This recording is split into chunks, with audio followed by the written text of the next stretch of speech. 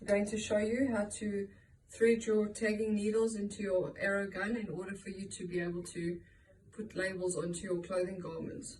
First of all, what we're going to do is take off that protective plastic that's protecting your needle on the gun. If you have a look at the top, you're going to see that slot there, which is going to take your tagging pins. So if you have a look at your tagging pins, you'll actually see at the top there that there's a matching shape that will actually fit into the slot on your gun. So you're just going to push it in there until it stops dead. Just pull the trigger once to check that it's correctly inserted. Now what you're going to do is you're going to place your label with your price on it onto the needle.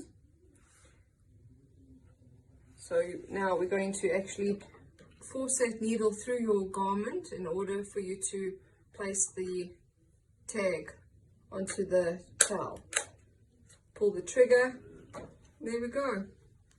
You've got your price label on